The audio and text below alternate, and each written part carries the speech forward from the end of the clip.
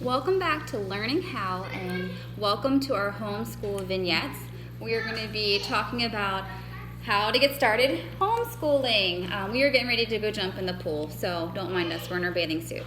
But we would love to help you get started on your homeschooling journey.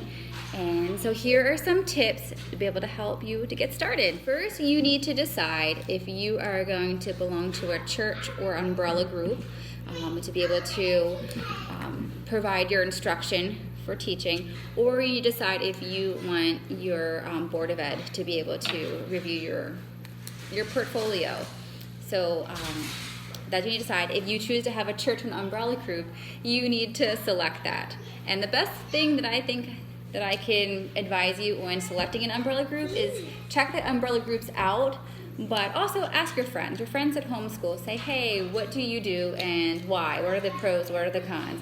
And maybe that can help you make your decision. Then you will need to submit your intent to homeschool form. Just Google search your county and homeschool intent form, and it'll just pop up.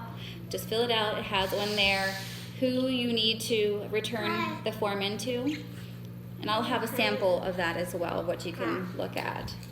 The first thing that you're probably going to do is just Google search home instruction and your state. So we're in Maryland, so I just Google that, and it comes up with Department of Education, and it has this whole information sheet about home instruction, what is defined as home instruction. Here is a fact sheet that will give you information on pretty much everything, like what age, what is considered, so it's all the Comar law. But it will give you word for word what is expected of you as a family to be able to instruct your child at home, and to be able to do so by complying to all the rules and laws that are needed. Here is the homeschool regulations for the state of Maryland. For Baltimore County, this is what they provide.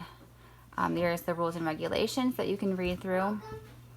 And then this is your intent to homeschool, and this is who you would turn it into. I'm here. You want cereal? Yeah. Well, let me finish this up. So there's your homeschool notification form, and then you just sign a date. Just so you know, you need to turn this in 15 days before you decide to start instruction for your child. So this does need to be submitted 15 days prior to the start of instruction. And double check with your county. Not every year do you need to fill out the intent to homeschool form, but your county, like ours, does ask that you just notify them every year that you're planning on to continue to homeschool. Usually that is just a quick email to your homeschool liaison person. It's listed on the county page. It'll say this is the home instruction liaison person, and you just click on that person's email address and say, hey, we're planning on homeschooling again this year, and they say cool, and you just save that in your files just for your records. So they do ask that you just touch base every year just saying you're continuing to homeschool. But if this is your first year homeschooling, you do need to fill out that intent to homeschool. After you mail in your intent to homeschool, you are now ready to homeschool. Well, hopefully this answers some questions of how to initially just get started with homeschooling, how to select your umbrella group, and how to mail in your intent to homeschool. But if you have more questions or things that you want to talk about, like selecting curriculum, just other things like what to do when, I'd be happy to do some more vignettes on that.